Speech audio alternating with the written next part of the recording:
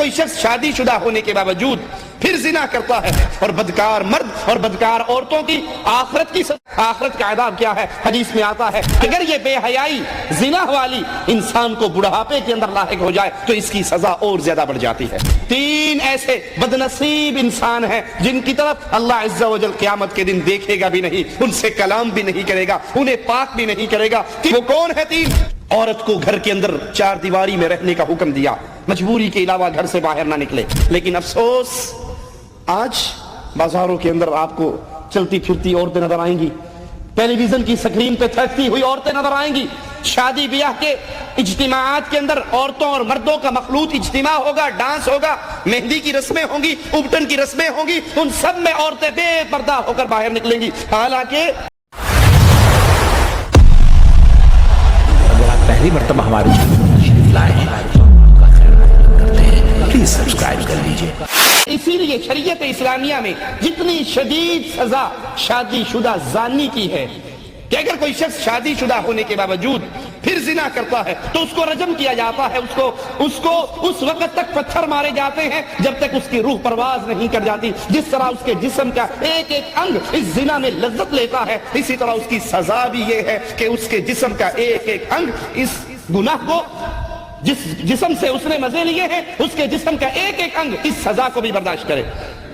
اور اگر وہ غیر شادی شدہ ہے تو پھر اس کو 100 درے مارے جائیں، کوڑے مارے جائیں، جس کو ایک مجمع دیکھے اور پھر اس کو 1 سال کے لیے اس کے شہر سے نکال دیا جائے۔ یہ دنیا کا عذاب ہے، یہ دنیا کی سزا ہے۔ اور بدکار مرد اور بدکار عورتوں کی آخرت کا عذاب کیا ہے؟ حدیث میں آتا ہے کہ وہ ایک تنور کے اندر ہیں جو نیچے سے کشادہ ہے اور اس کا منہ تنگ ہے، آگ تیز ہوتی ہے، وہ اوپر کی طرف بڑھتے ہیں کہ قریب ہیں اس تندور سے باہر نکل جائیں، پھر جب آگ دھیمی ہوتی ہے تو وہ اوپر سے واپس اس تندور کی تہ کے اندر آ جاتے ہیں۔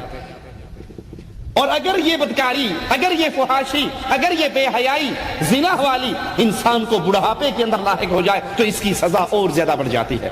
رسول اللہ صلی اللہ علیہ وسلم فرماتے ہیں ثلاثۃ لا يكلمهم اللہ یوم القیامہ ولا يزکیہم ولا ينظر الیہم ولہم عذاب علیم۔ 3 ایسے بدنصیب انسان ہیں جن کی طرف اللہ عز و جل قیامت کے دن دیکھے گا بھی نہیں، ان سے کلام بھی نہیں کرے گا، انہیں پاک بھی نہیں کرے گا۔ 3 قسم کے ایسے بدنصیب، ایسے بدبخت انسان ہیں جن سے اللہ نے قیامت کے دن نہ کلام کرنا ہے، نہ ان کی طرف نظر رحمت کرنی ہے، نہ ان کو پاک اور اس کے گناہوں کو معاف کر کے انہیں پاک کرنا ہے۔ وہ کون ہے 3؟ شیخ زان، وہ بوڑھا جو زانی ہو، زنا جوانی میں ہو گیا، یہ بھی گناہ ہے لیکن جوان ہے، غلطی کر بیٹھتا ہے، مالک عز و جل اس کو معاف کر دیتا ہے، یہ توبہ کر لیتا ہے۔ لیکن اگر یہ بدکاری وہ بڑھاپے کے اندر کرتا ہے تو پھر اس کی سزا یہ ہے، اللہ اس کی طرف نظر رحمت نہیں کرے گا۔ شیخ زان وملک کذاب، بادشاہ ہو کر جھوٹ بولے، بوڑھا ہو کر زنا کرے، بادشاہ ہو کر جھوٹ بولے، وعائل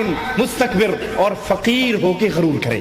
3 چیزیں، بوڑھا ہے لیکن پھر بھی زنا کار ہے، بادشاہ ہے پھر بھی جھوٹ بولتا ہے۔ عام آدمی تو کسی سے ڈر کے جھوٹ بول دیتا ہے، کسی لالچ میں آ کے جھوٹ بول دیتا ہے، بادشاہ کو کس کا ڈر ہے؟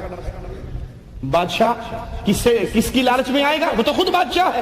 لیکن اگر بادشاہ ہو کے جھوٹ بولے، یہ اللہ کے نزدیک بدترین عذاب کا مستحق ہے، اس کو پاک نہیں کیا جائے گا۔ اور پھر فقیر ہو کے تکبر کرے۔ آپ آدمی، مالدار آدمی تکبر کرتا ہے، ایک فقیر ہے، اس کے پلے میں بھی کچھ نہیں، لیکن پھر بھی وہ اکڑتا ہے، پھر بھی تکبر کرتا ہے۔ یہ 3 ایسے لوگ ہیں۔ اسی طرح بدترین کمائی زانیہ کی کمائی ہے، بدترین کمائی زانیہ کی کمائی ہے جو اپنی شرمگاہ سے کماتی ہے۔ اور آدھی رات کے وقت حدیث کے مطابق جب آسمان کے دروازے کھل جاتے ہیں، یہ بدکار عورت جو اپنی شرمگاہ کی کمائی کھاتی ہے، یہ زانیہ اس وقت بھی دعا کی قبولیت سے محروم رہتی ہے۔ جس وقت عام اعلان ہوتا ہے کوئی مانگنے والا مانگ لے، کوئی سوال کرنے والا سوال کر لے، کوئی بیماری سے شفا مانگتا ہے وہ مانگ لے، تو تمہارا اللہ آسمان دنیا پہ نزول کر چکا ہے جیسے اس کی شان کو لائق ہے، اتنا بڑا اعلان۔ لیکن یہ بدکار عورت اس وقت بھی دعا کی قبولیت سے محروم رہتی ہے۔ زنا سے بچانے کے لیے مالک عز و جل نے پردے کے احکامات نازل فرمائے، پردے کو فرض قرار دیا، عورت کو گھر کے اندر 4 دیواری میں رہنے کا حکم دیا، مجبوری کے علاوہ گھر سے باہر نہ نکلے۔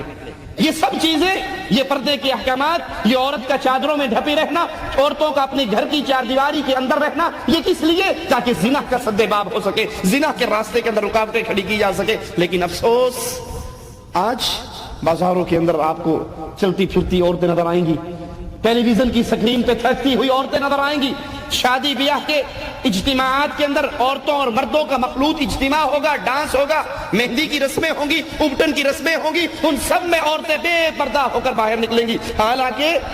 حالانکہ یہ پردہ زنا کے راستے میں ایک بہت بڑی رکاوٹ ہے۔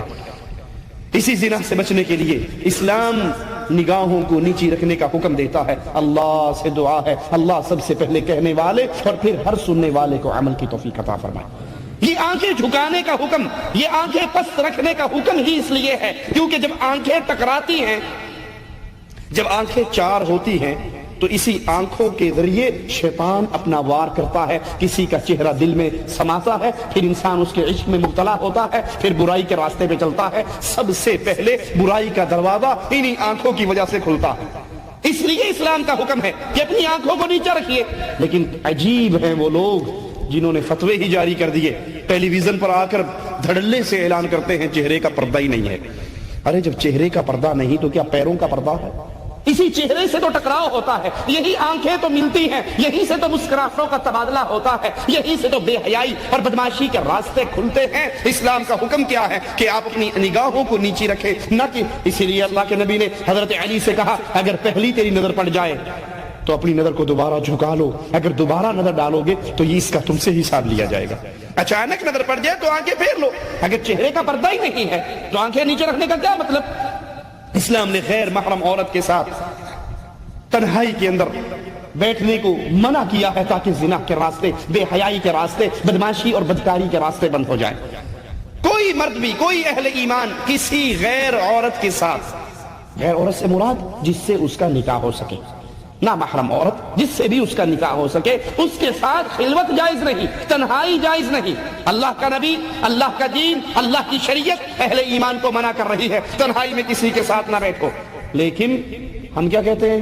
جی مولوی صاحب آپ تو ویسے ہی سختی کرتے ہیں، بھابی تو ماں جیسی ہوتی ہے نا، بھابی ماں ورگی ہوندی، بھابی کو کیڑی شے دا پردہ ہے؟ بھابی سے کوئی پردہ نہیں۔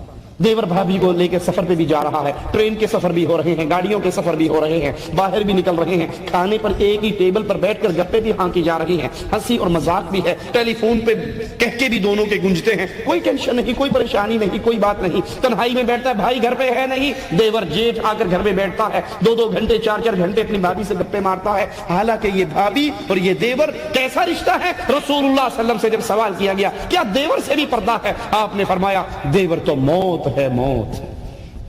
شیطان جتنی جلدی بے حیائی کا دروازہ، فحاشی کا دروازہ اس دیور کے ذریعے اور دیور اور بھابھی کے درمیان کھولتا ہے، اتنی جلدی وہ غیر مرد کے ساتھ بدمعاشی کے سامان کو آسان نہیں کر سکتا۔ کیوں؟